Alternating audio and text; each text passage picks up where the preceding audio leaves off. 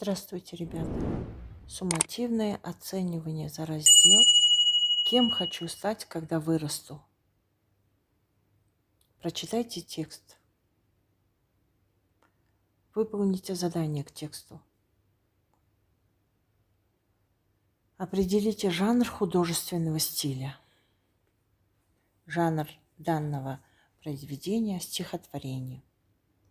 Составьте план, используя ключевые слова: дворник, садовник, пилот, танцор, поэт.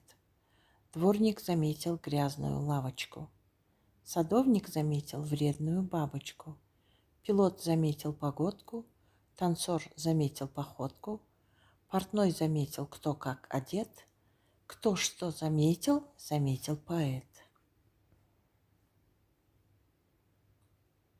Продолжите начало эссе описания на тему «Моя любимая профессия».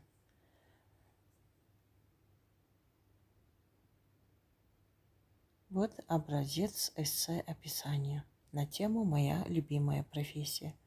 До свидания, ребята. До следующих встреч.